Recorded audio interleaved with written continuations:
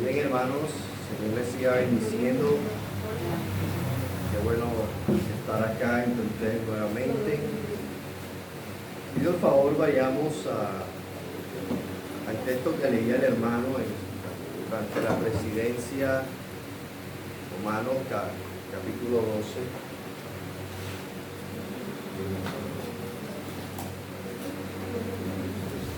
Vamos a centrarnos en el sermón en esta mañana, en el verso 12.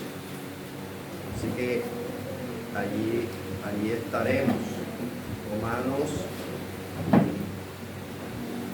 capítulo 12, verso 12. Voy a leer y dice: gozosos en la esperanza, sufridos en la tribulación, constantes en la oración. Oremos para así entrar a la exposición de este verso. Padre, muchas gracias damos por la oportunidad que nos concedes nuevamente en tu gracia de exponernos a tu bendita palabra. Que ella sea esa lámpara que ilumine nuestras mentes, que tu palabra sea ese alimento que nos dé fuerza, vigor, aliento, que nos dé vida, Señor. Que a través de ella nuestros corazones sean edificados. Rogamos que tu palabra sea expuesta con claridad y también con fidelidad.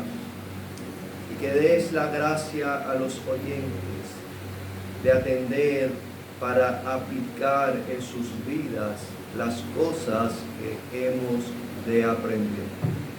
Suplicamos, Señor, tu gracia en Cristo. Amén. Este verso 12, que será objeto de nuestra exposición para el sermón, se encuentra, hermanos, incrustado o hace parte de una exhortación o un mandato general que se nos ha dado en el verso 1 del mismo capítulo. Leo el verso 1. Así que, hermanos, os ruego por las misericordias de Dios que presentéis vuestros cuerpos en sacrificio vivo, santo, agradable a Dios, que es vuestro culto racional. Y en el verso 2 se nos da la manera como nosotros vamos a lograr ser ese sacrificio vivo. No debemos conformarnos al mundo, pero debemos, por otro lado, renovar nuestras mentes. Para hacer un sacrificio vivo hay que renovar nuestra mente al tiempo en que no nos conformamos a este presente siglo. Y el apóstol nos da un fundamento de por qué nosotros debemos ser esos sacrificios vivos, debido a las misericordias de Dios.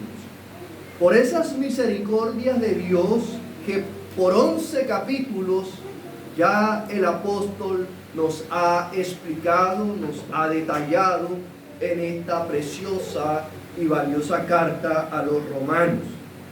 Esa exhortación pende de todo lo que ya el apóstol, que seguramente ustedes han leído, desprende el mandato o la exhortación a hacer esos sacrificios vivos. A partir del verso 3, usted nota que hay un cambio, digamos, se pasa de la exhortación a una ejemplificación. Del verso 3 en adelante, para que usted entienda, lo que Pablo va a hacer es mostrarnos cómo ese mandato o esa exhortación del verso 1, ser un sacrificio vivo, el creyente lo desarrolla en la práctica y en su vida diaria. Es decir, si usted pregunta, ¿cómo es un sacrificio vivo?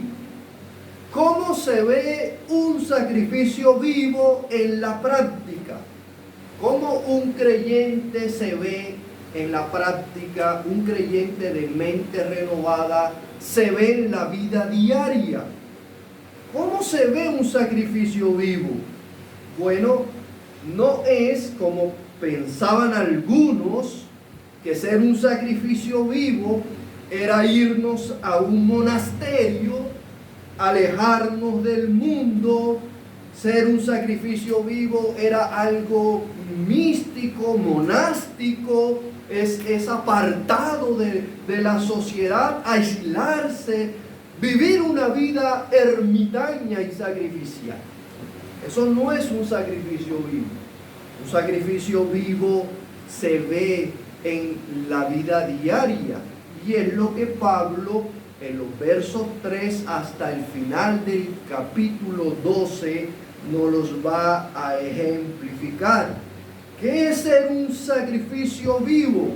¿Qué es ser un creyente de mente renovada que no se conforma al mundo? Bueno, ese creyente se conoce por su actitud, su compromiso y su servicio respecto a los demás, respecto a la iglesia, respecto a los hermanos y respecto al mundo en general. ¿Cómo podemos notar a un sacrificio vivo? Por su humildad. No tiene un alto concepto de sí, más del que debe tener. Un sacrificio vivo es un hombre humilde, sencillo, servicial. Un sacrificio vivo es un hombre solícito que sirve con alegría, ama sin fingimiento, aborrece lo malo, sigue lo bueno. Un sacrificio vivo es alguien que ama a sus hermanos, es diligente, no es perezoso, no se venga, bendice al que hace lo malo. Y un sacrificio vivo, cierra el apóstol Pablo diciendo, no paga a nadie mal. El sacrificio vivo solo ofrece bien y bendice a los demás. Eso es ser un sacrificio vivo.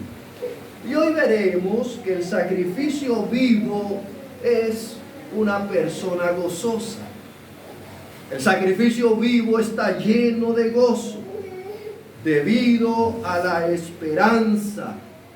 De manera que el sacrificio vivo tiene un gozo que aún en medio de las mayores adversidades y tribulaciones, ese gozo se mantiene. Y eso es en lo que nos vamos a enfocar en este sermón. Un sacrificio vivo es una persona que se goza en la esperanza, sufre en la tribulación y es constante en la oración. Y ese verso, para nuestro entendimiento, lo vamos a dividir en tres partes. Vamos a ver la fuente del gozo del sacrificio vivo, la esperanza. Ten en mente que hablamos de alguien que tiene su mente renovada, perdone la redundancia. La fuente del gozo del sacrificio vivo es la esperanza. ¿Cuál es el gozo que lo caracteriza o que resulta? Es un gozo espiritual irresistente. Ese es el segundo punto, el gozo que resulta. Y en tercer lugar veremos cómo mantenemos ese gozo, la forma de mantener el gozo. Así que tres cosas vamos a ver, repito: la fuente del gozo, vamos a ver la naturaleza de ese gozo espiritual irresistente, y finalmente veremos la forma de mantener ese gozo y traeremos algunas aplicaciones. Veamos entonces la fuente del gozo del sacrificio vivo, es la esperanza. Note que el verso dice, gozosos en la esperanza. El gozo entonces, hermanos, del cual Pablo nos habla aquí, es estimulado por la esperanza cristiana. Por eso, hermanos, nosotros requerimos para este gozo tener una mente renovada. Y el creyente debe renovar su mente en tener clara en qué pone su esperanza, en qué basa su confianza. Pues dependiendo de dónde el creyente coloque su esperanza, resultará el gozo. En donde usted tenga su esperanza, entonces resultará la clase de gozo que a usted lo caracteriza. Si es un gozo espiritual, ese gozo estará fundamentado en la esperanza cristiana. Pero si es un gozo conforme a este mundo, eso quiere decir que su esperanza está puesta en las cosas de este mundo. Si su mente está en las cosas de este mundo, tendrá un gozo mundano, temporal, efímero, que no será capaz de sobrevivir a muchas cosas. Pero si su esperanza es la esperanza cristiana, entonces su gozo será verdadero, espiritual, su gozo será eterno. ¿Qué es la esperanza que debemos tener los cristianos? Bueno, podemos decir que cuando hablamos de esperanza nos referimos a esa expectativa segura de las cosas que están por venir.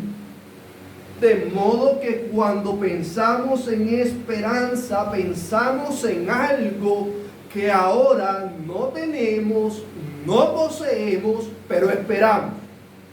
Eso es esperanza. Y Pablo en Romanos capítulo 8 lo ha explicado. Lo que tenemos no se espera, lo que se espera es algo que está por venir.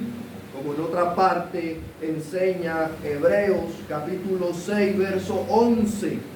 Pero deseamos que cada uno de vosotros muestre la misma solicitud hasta el fin, para plena certeza de la esperanza. Note, la misma solicitud hasta el fin. No se trata de una esperanza mundana, donde no hay garantías de que pueda o no pasar. El enfermo puede tener la esperanza de salud, pero sabemos, hermanos, que puede o no pasar. Un cristiano enfermo puede decir, bueno, y no está mal, hermanos, que usted tenga la esperanza de que se va a sanar, que se le va a quitar esa limitación física, quizás con buenas motivaciones para servir al Señor. Pero, hermano, esa esperanza no es segura, porque no hay nada que nos garantice que la voluntad de Dios sea posiblemente que usted sea sanado de esa enfermedad. Puede ser que sea esa la enfermedad el instrumento que lo llevará a la gloria. No lo sabemos. Podemos orar al Señor, quita o pasa de mí esta copa. Pero puede ser la voluntad de Dios que nos toque beberla.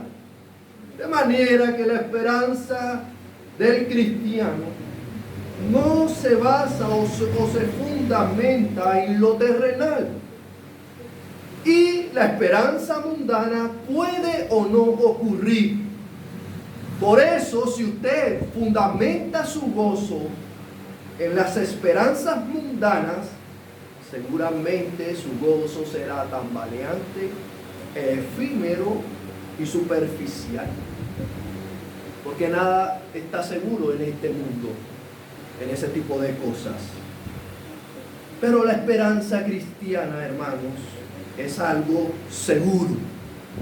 Hermano, va a pasar sí o sí. porque las promesas de Dios son en el sí y en el amén, lo cual hace que así como nuestra esperanza es inamovible, de igual manera nuestro gozo sea inamovible. Nuestra esperanza, la Biblia lo describe como algo que se espera y que no lo vemos en el presente, pero que ha sido prometido. Romanos capítulo 8, verso 24, así lo expresa.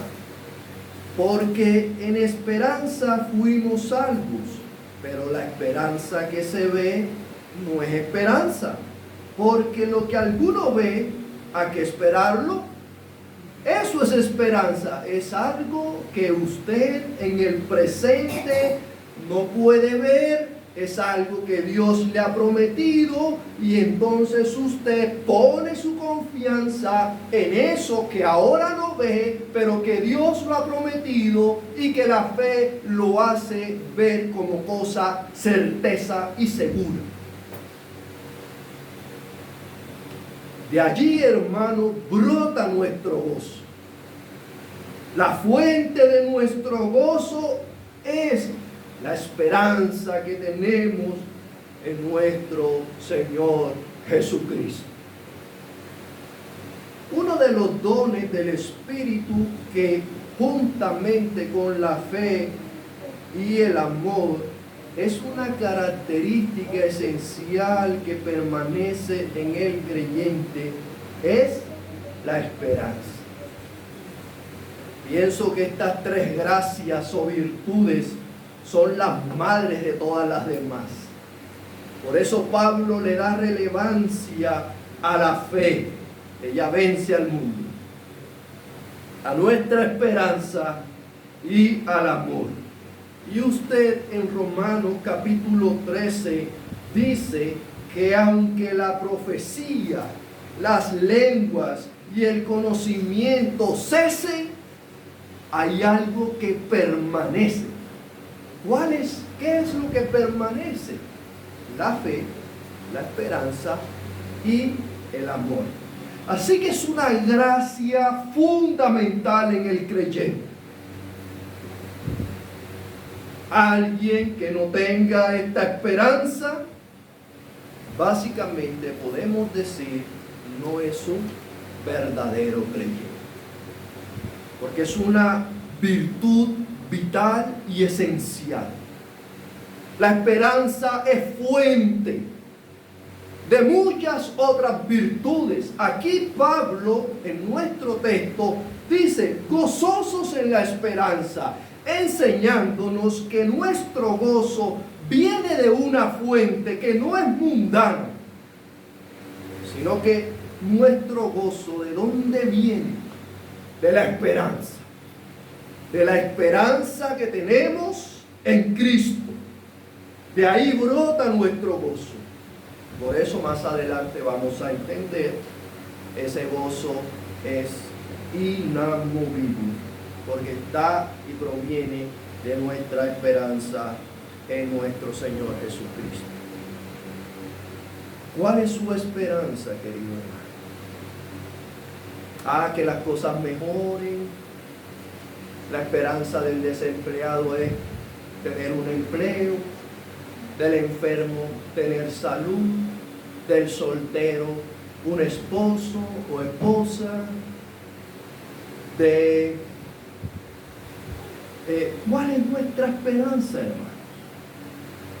Podemos tener esperanza de esas cosas, pero no podemos fundamentar nuestro gozo en ellas, porque nuestro gozo entonces será carnal y efímero. Porque ¿qué pasa si nunca llega ese cónyuge? ¿Qué pasa si nunca llega esa salud? ¿Qué pasa si nunca hay un cambio en tu situación económica, por ejemplo?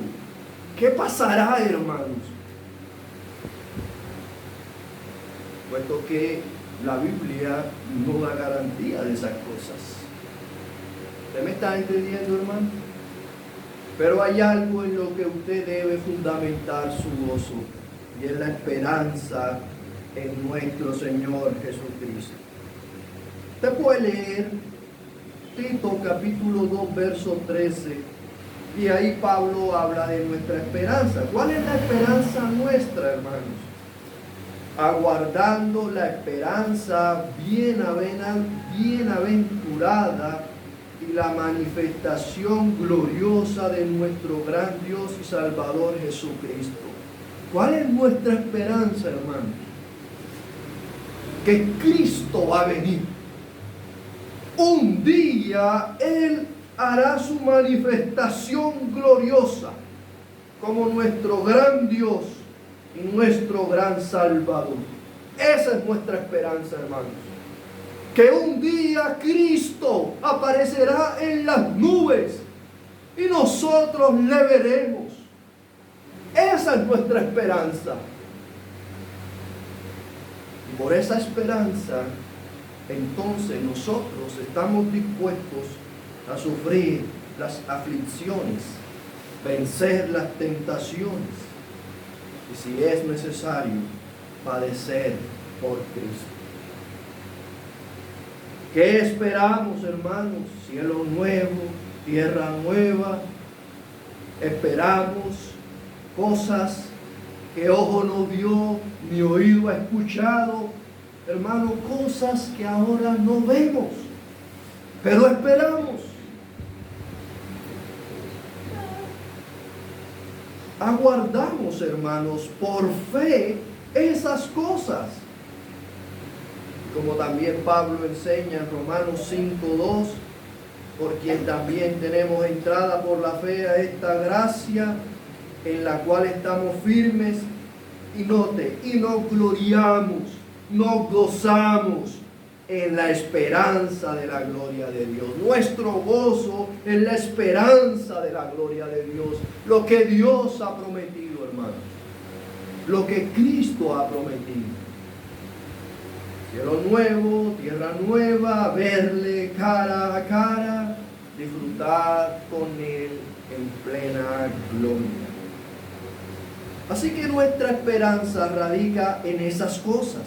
Que Cristo se manifieste, no se centra en asuntos materiales o cosas que en este lado vamos a recibir.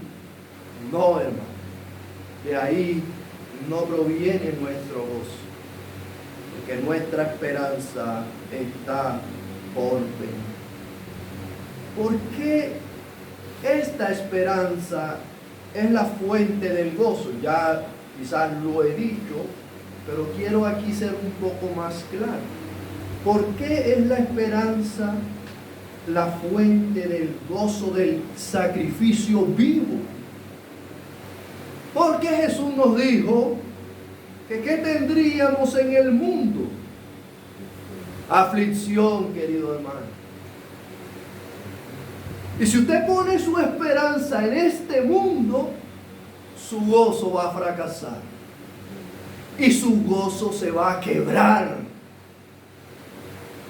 Se va a quebrar, hermanos, porque el gozo del mundo, si algo lo caracteriza, es que no soporta las aflicciones. Y si algo Cristo nos ha prometido, es que en este mundo que tendremos aflicciones. Sí, el creyente, hermano, ha vencido al mundo, pero sabemos que todavía no en su totalidad. El creyente debe saber que seguir a Cristo requiere que usted se aferre a esta esperanza. Porque Él nos dijo, el discípulo no es más que su maestro, ni el siervo más que su Señor. Bástale al discípulo ser como su maestro y al siervo como su Señor. Si al padre de familia llamaron Belcebú, ¿cuánto más a los de su casa? No penséis que he venido para traer paz a la tierra. No he venido para traer paz, sino espada. porque he venido para poner en disensión al hombre contra su padre, a la hija contra su madre y a la nuera contra su suegra, y los enemigos del hombre serán los de su casa. De manera que si usted pone su esperanza en las cosas de este mundo, su gozo va a resultar efímero y superficial. Pablo también nos enseñó y enseñó a los discípulos en Hechos 14:22, confirmando los ánimos, que exhortándoles a que permaneciesen en la fe y diciéndoles que es necesario que a través de muchas tribulaciones entremos en el reino de Dios. Muchas tribulaciones, hermanos. Pedro también nos dijo en primera de Pedro 4:12, amados, no te sorprendas del fuego de prueba que os ha sobrevenido, como si alguna cosa extraña os aconteciese. Que el creyente sufra, padezca y esté atribulado, no piense que algo extraño o anormal te acontece. A veces estamos en aflicción y comenzamos como a preguntarnos y a cuestionarnos, Señor, ¿pero qué está pasando? Nada, hermano, nada extraño te acontece. ¿Qué es lo que está pasando? Simple y llanamente lo que el Señor nos ha dicho. En este mundo tendremos aflicción. Y cuando nos hallemos en el horno de la prueba, no te preguntes o no cuestiones, ¿y qué me está pasando, Señor? Nada extraño, hermano. Nada anormal ocurre. Tienes que entender que la aflicción hace parte de este mundo caído, pecaminoso, cuyo príncipe es Satanás, que está rodeado de una cantidad de personas que aborrecen a Dios, que están dominados por el pecado, los controla el pecado. Es un mundo pecaminoso e inútil. Entonces no te sorprendas, no pienses que cosas extrañas están aconteciendo porque llega la aflicción. Creo que deberías extrañarte cuando no haya aflicción. Cuando no veas aflicción, hermano, preocúpate. Cuestiona tu fe. Evalúa tu cristianismo, porque eso sí sería lo extraño. Que un seguidor de Cristo no padezca en este mundo. Eso sí es cosa extraña.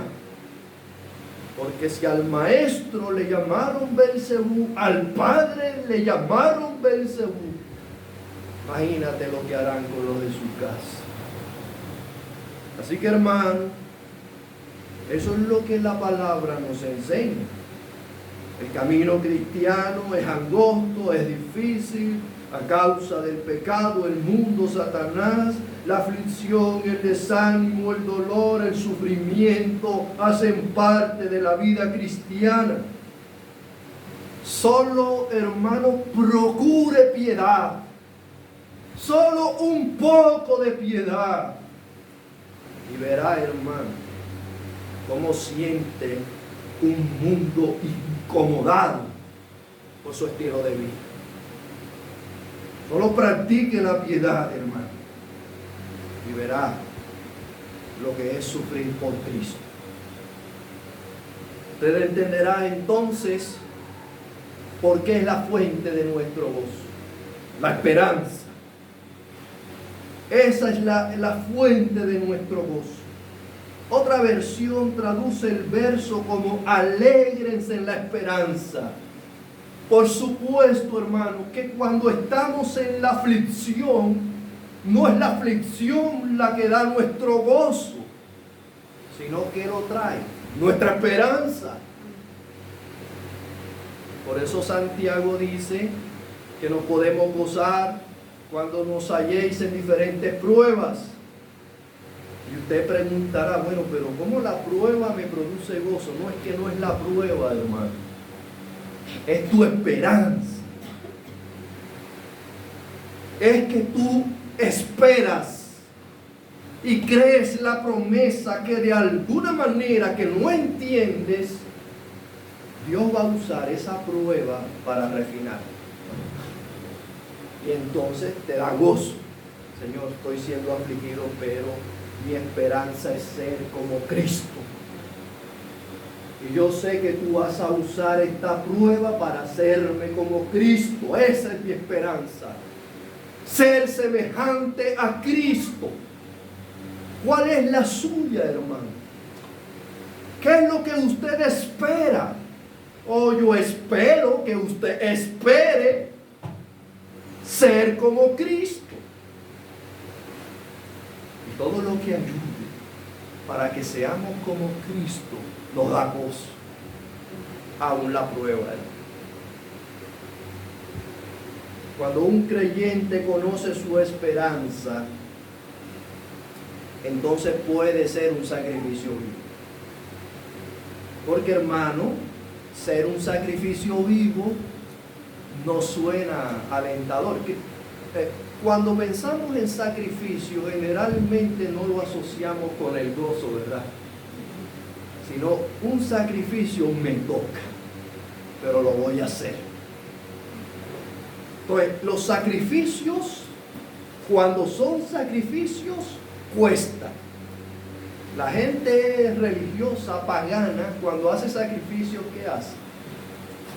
Cosas duras. Entonces se ponen a subir una montaña arrodillados que les duela. Sí, esos son los sacrificios. Pero el sacrificio vivo del cual Pablo habla es un hombre gozoso. ¿Sí? Entonces, no confunda que sacrificio es una vida completamente sacrificial, sin gozo. Otra forma de decirlo es, nuestra vida ha de ser un sacrificio vivo, pero nuestra esperanza hace que tales sacrificios sean gozosos y alegres, porque tenemos una esperanza. Cuesta, duele, pero nos gozamos, porque tenemos una esperanza. Entonces, ¿usted entiende por qué esa es la fuente de nuestro gozo? Cuando nuestro gozo proviene de la esperanza, vamos a ver entonces un poco, y es nuestro segundo punto, ¿cuál es el gozo que resulta? O sea, si la fuente de mi gozo es la esperanza, ¿cuál es el gozo que resulta? Bueno, es un gozo, he dicho, de naturaleza espiritual y por consiguiente resistente. Aquí ahondaré en cosas que ya he mencionado anteriormente. ¿Qué gozo tiene en mente el apóstol Pablo? Por supuesto, un gozo que es fruto del Espíritu. Fruto del Espíritu, como lo enseñó a los Gálatas.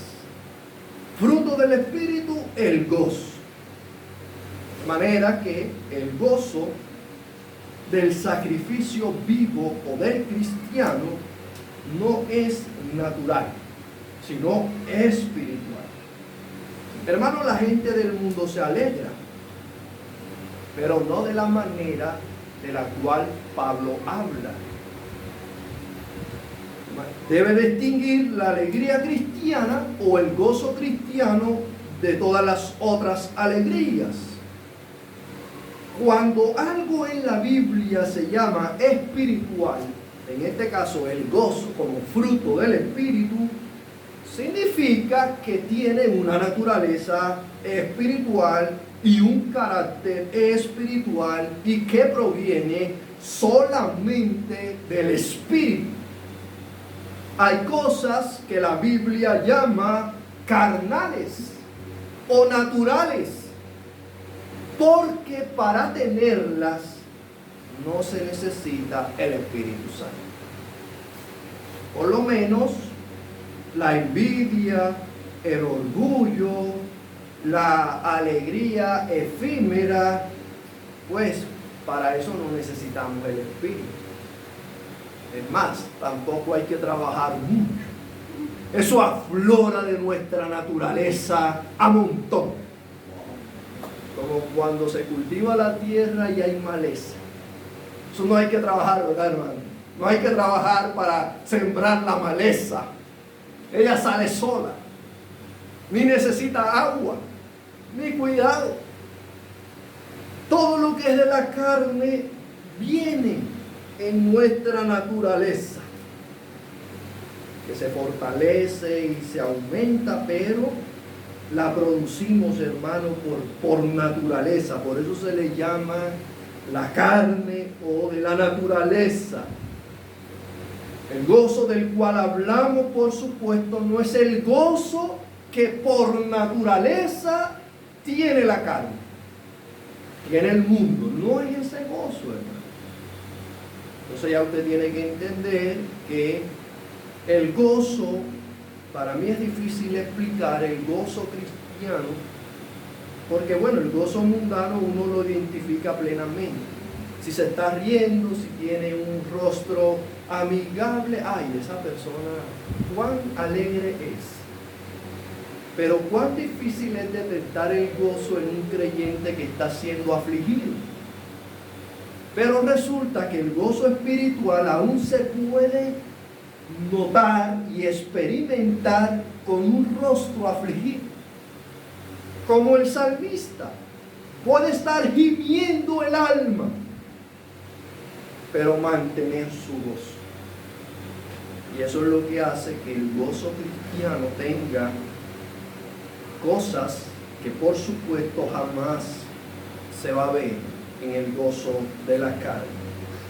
El gozo cristiano no depende del estado de ánimo. No depende del estado de ánimo. Si su gozo es cristiano, usted hoy no vino a la iglesia alegre porque hoy se siente bien. Hoy estoy motivado. Hoy viene a la iglesia con un gozo expectante. Pero cuando no está motivado, hermano, ¿cómo usted viene a la iglesia? Debería venir con el mismo gozo expectante. A ver qué el Señor tiene para su alma hoy. Sí, hay creyentes, hermanos, que son así a veces, ¿no? El gozo uno ve que depende del estado de ánimo. No depende de factores como la salud. No depende si usted tiene o no dinero, o el amor de una persona. No depende de los hijos, o que el esposo la haya tratado bien. No depende su gozo de eso. Nuestro gozo es espiritual. Solo depende del espíritu, de nuestra esperanza, y no de lo que tengamos o no en este mundo. Como dice el Salmo 145, verso 6, bienaventurados, dichosos y felices aquel cuyo ayudador es el Dios de Jacob, cuya esperanza está en Jehová su Dios. Usted tiene como ayudador el Dios de Jacob. Usted tiene su esperanza en Jehová su Dios. Entonces usted es dichoso, es feliz, debería ser un bienaventurado. Martín Lutero comenta de este verso lo siguiente: quiere decir, no os gocéis en lo presente, en lo que habéis experimentado y conocido, pues hay dos clases de gozo. Podemos gozarnos en las cosas visibles, o sea, en lo que de alguna manera hemos llegado a conocer, sea por fuera o por dentro. Tal gozo es vano, porque es pasajero. Pero podemos gozarnos también en las cosas invisibles. Esto es, en aquello que no se puede conocer completamente por el momento, sino solamente creer. Y este es el gozo verdadero, eterno e inextinguible.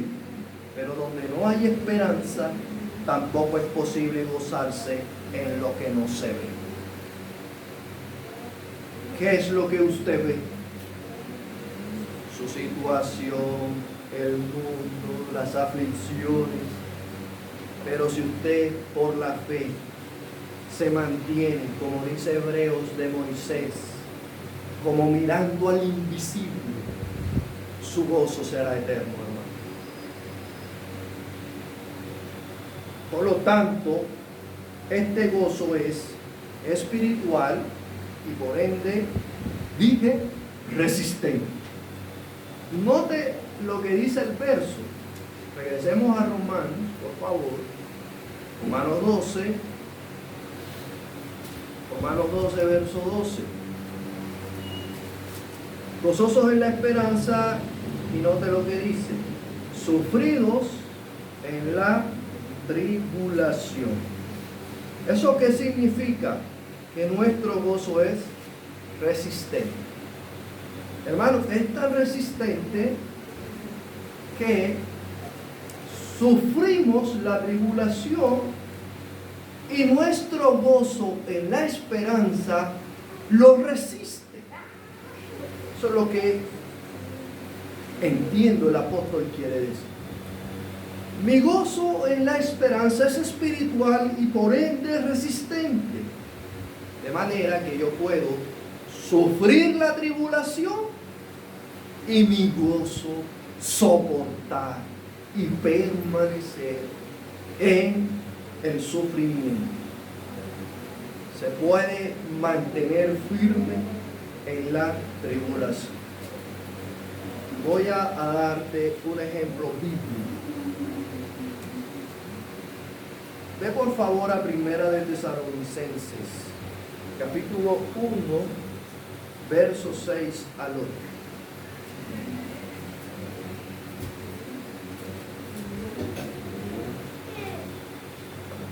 No me di cuenta que ahora empecé, espero que vaya bien del tiempo. Dice Primera de Tesalonicenses 1, 6 al 8.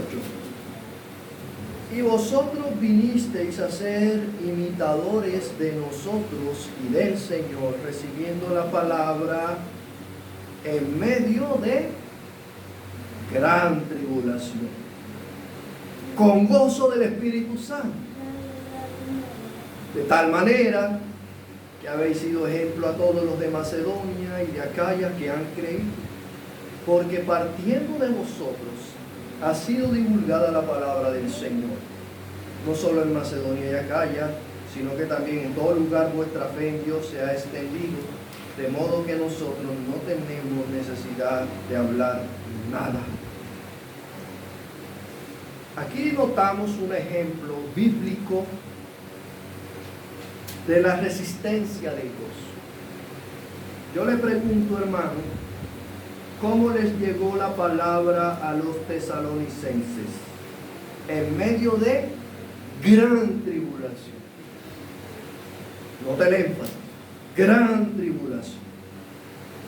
Pero a pesar de la tribulación que tenían, gozo del Espíritu. Y entonces, hermanos, ¿qué hizo la tribulación en los tesalonicenses? Ay, los mantuvo afligidos, tristes, escondidos. Ay, no podemos servir al Señor. Yo estoy muy afligido, etcétera, etcétera. Mire el ejemplo de estos hermanos. Puesto que tenían gozo, aún con tribulaciones, estos hermanos sirvieron de ejemplo a todos los de Macedonia y de acá. Eso hace el gozo, hermano. Nos hace servir de ejemplo. Y en medio de nuestras peores angustias, el gozo se sobrepone a ellas y aún nos da la gracia para servir al Señor.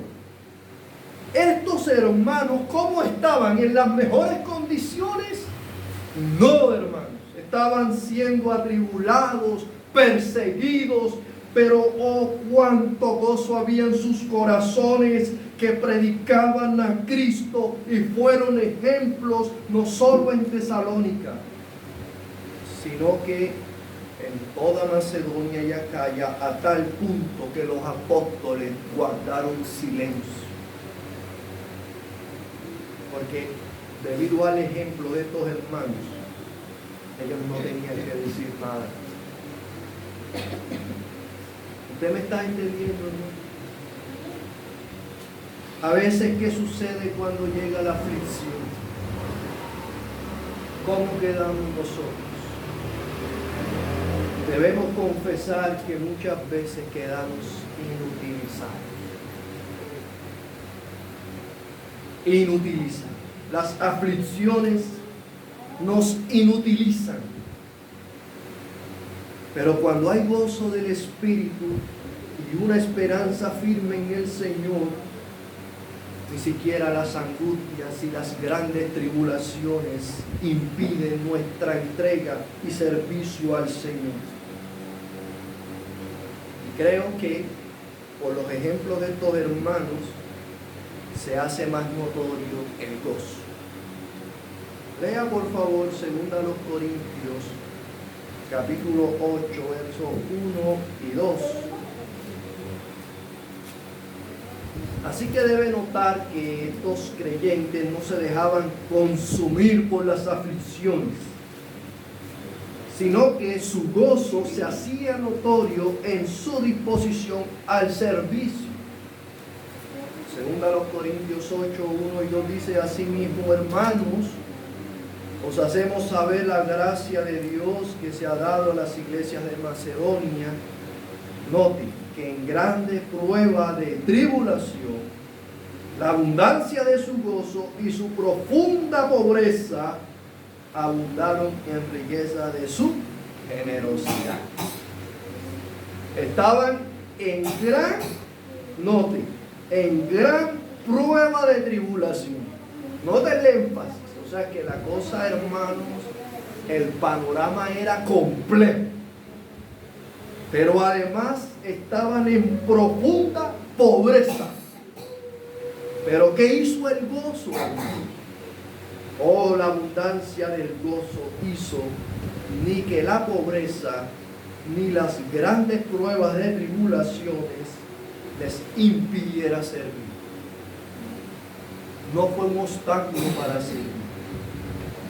Por eso decimos, el gozo cristiano es resistente, soporta, hermanos, tiene la capacidad de soportar tormentas.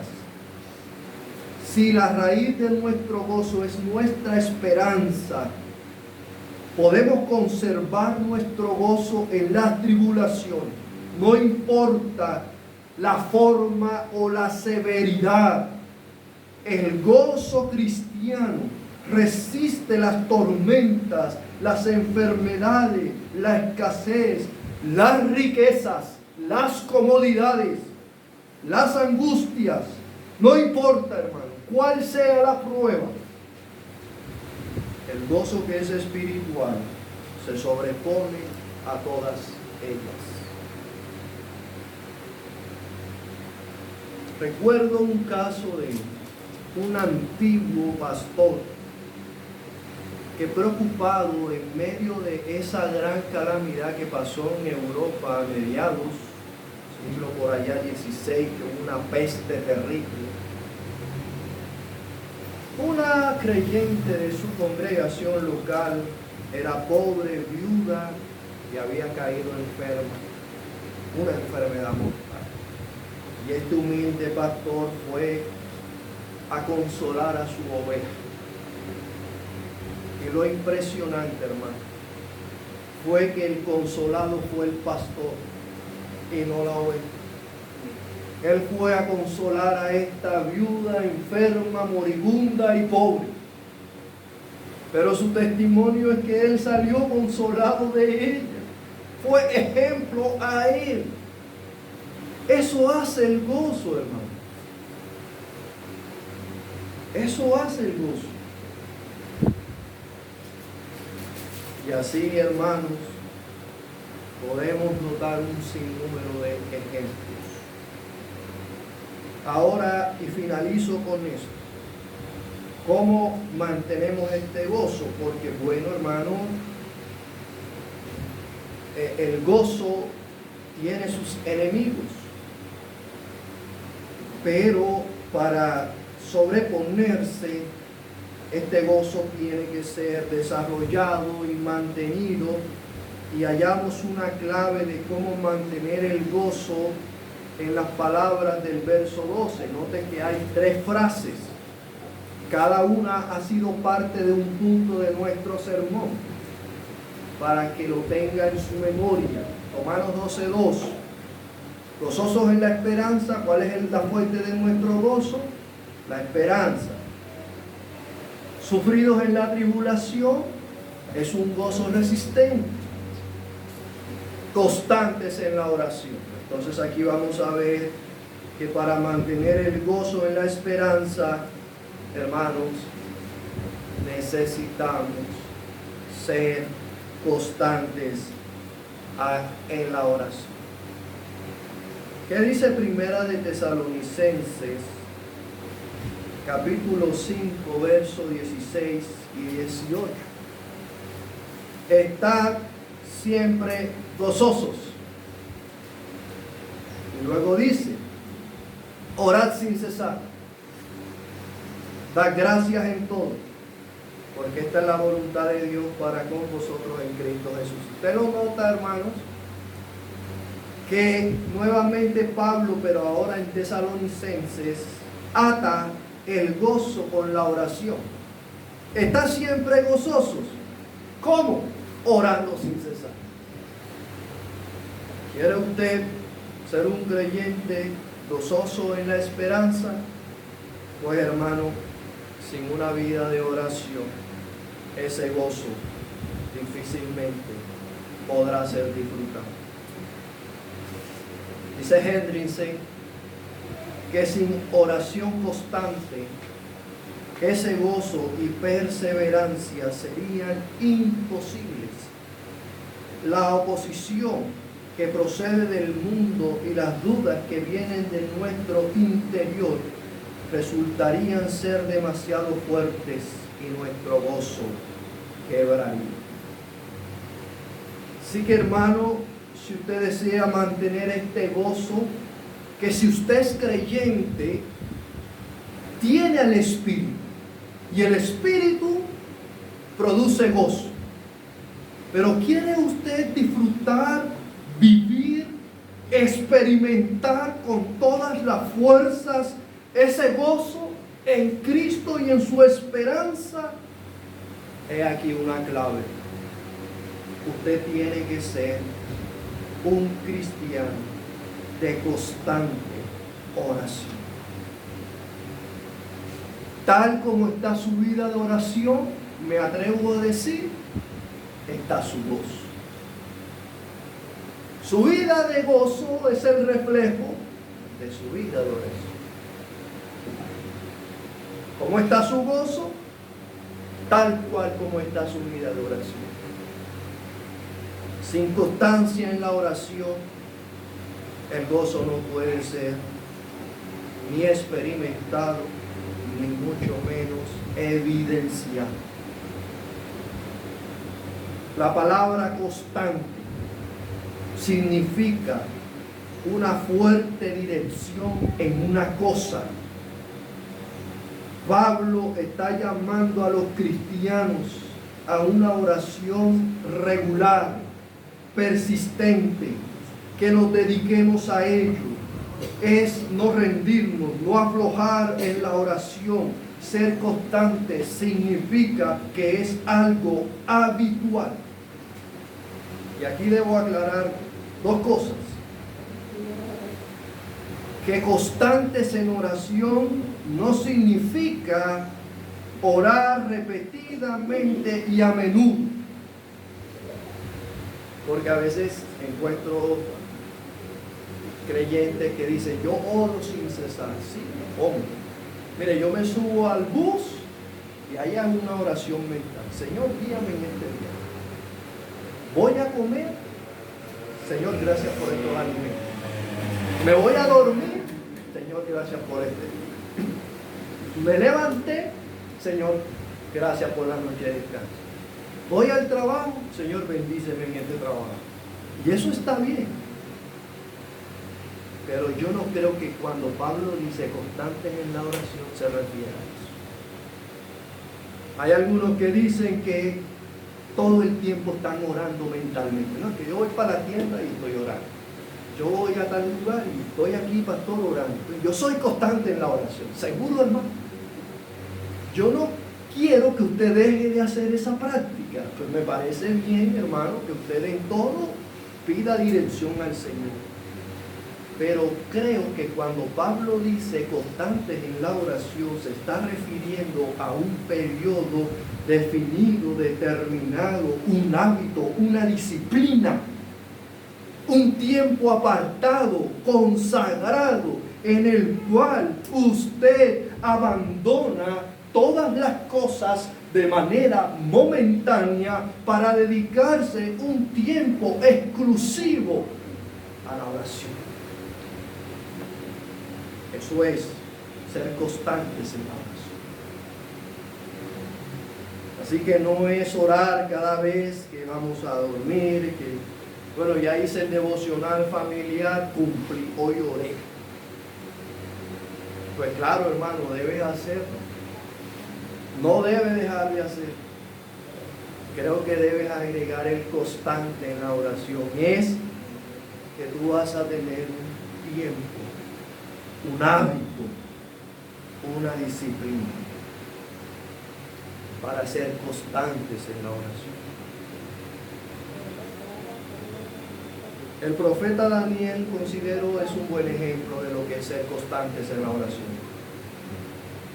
Vaya por favor a Daniel capítulo 6, verso 10. Yo quiero contextualizarle, en una ocasión creo que puse este ejemplo, pero yo quiero contextualizarle este verso. Darío el rey promulgó un decreto, que nadie orara a ningún dios sino al propio rey. El propio rey debía ser adorado. Y el que no adorara al rey Darío sería castigado por la muerte. Y ahí se promulgó ese día. ¿Y qué hizo Daniel? Ay, salió llorando, angustiado, sin saber qué iba a pasar.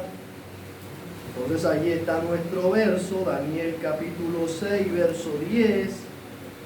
Cuando Daniel supo que el edicto había sido firmado, entró en su casa y abiertas las ventanas de su cámara que daban hacia Jerusalén, se arrodillaba 3 veces al día, lloraba y daba gracias delante de su Dios, como lo solía hacer antes.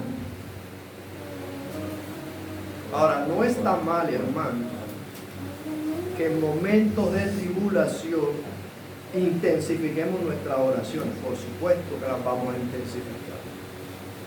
Pero recuerdo que en una ocasión dije que Daniel no necesitaba intensificar sus oraciones porque ya sus oraciones estaban intensificadas antes del decreto del rey.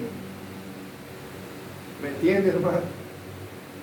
Daniel era un hombre constante en la oración. Y cuando Darío firmó el decreto, mantuvo su gozo. Oh, si he de morir por adorar al Dios vivo y verdadero, lo haré. Y no se escondió a orar, no. Abrió las ventanas de su cámara y oró como lo hacía siempre. sin temer al castigo del rey. Eso es ser constantes en la oración. Es tener tiempos dedicados, apartados para la oración. Hermano, usted necesita dedicarse a la oración constante. No diga que las ocupaciones se lo impiden. No me diga eso. No me diga que usted no tiene tiempo para dedicarse a la oración. No venga, hermano, con esas excusas. Yo sé que usted tiene una vida ajetreada, ocupada. Yo espero que usted sea un hombre ocupado. ¿Sí? Pero sabe, hermano, que siempre hay tiempo para orar. Tenemos el ejemplo del Señor Jesús. Después de una larga jornada de predicar, hacer milagros, enseñar, se apartaba a orar para seguir con su gozo firme, ¿sí? Y poder soportar el tumulto de sus opositores. Necesitaba orar para mantenerse firme. Con el gozo puesto delante de él, sufrió lo propio, dice Hebreos. Y la clave de esa vida de gozo fue su vida de oración. Aún en Getsemaní, en las peores angustias, lo vemos orando 3 veces. No se puede mantener el gozo sin constante oración. Le voy a poner un ejemplo de una cristiana del pasado. Usted ha oído de Susana Wesley, la mamá de los Wesley, Chuck y John, grandes hombres del pasado. Ella, hermano, tuvo 16 hijos. Susana tuvo 16 hijos. Eso nos cuenta la historia. Cuenta la historia de que el esposo de Susana era un hombre impío, vulgar y un borracho. Era un tipo irresponsable. Y Susana era la esposa de ese impío. 16 hijos, tenga el contexto. Hermano, y se cuenta que su tiempo de oración era ponerse el delantal sobre la cabeza en la cocina, porque no había más tiempo, no había más lugar, pero ella se colocaba en la cocina y sobre su cabeza el delantal. La cocina, entraba en la cocina y se ponía el delantal sobre la cabeza. Y todos los niños aprendieron que ella estaba orando. Era su tiempo de oración. 16 hijos. Hombre impío. Usted, querida mamá, necesita enseñarle a sus hijos que hay momentos que deben dedicarse a la oración. Ahora, si Susana, en ese contexto familiar, se podía dedicar a la oración, hermano, en el día del juicio estamos sin excusa, porque Susana estará ahí de pie para acusarnos. Yo pude en Cristo, ¿por qué nosotros no podríamos hacer? Y ejemplo, hermano, tenemos por doquier. No se puede mantener el gozo sin oración. Por eso, hermano, oren. Cultive tiempo de oración. Para orar, oraciones bíblicas, por supuesto usted necesita leer la Biblia. Use libros, hermanos. Desarrolle patrones de oración. Guarde tiempos para la oración. Planifíquelo, hermano. No sé, no tenemos el tiempo, o creo que dependiendo de su contexto familiar, laboral, yo no puedo darle a usted ¿cómo sería la palabra? Un manual ¿sí? Pero hermano, yo creo que usted debe poner en diligencia el dedicarse a la oración. Pero ya usted entiende que es dedicarse a la oración. Constantes en la oración. ¿Somos constantes en la oración, hermano? Como dice el apóstol. Ahora finalizo diciendo cómo obtener este gozo, hermano. O amigo. Bueno, hemos explicado que no es natural, no es humano. Es un gozo que viene del Espíritu Santo. Por lo tanto, para tener este gozo necesitas a Cristo. Necesitas arrepentirte de tus pecados. Leímos en Romanos 12:1, por las misericordias de Dios. Solo cuando experimentamos las misericordias de Dios por medio de Cristo, podemos disfrutar el verdadero gozo. Pueda que usted esta predicación le haya causado gozo, pero tenemos el ejemplo de la parábola. Vino la tribulación y el gozo se fue. Pregúntese, solo hermano usted está gozoso en medio del sermón, en medio de los hermanos, el resto del tiempo, ¿cómo está su vida de gozo, hermano? Necesitamos a Cristo. Sin Cristo, sin esta esperanza en Él, el gozo no va a ser posible. Necesitamos a nuestro Señor Jesucristo para poder tener este gozo verdadero. Oremos, por favor.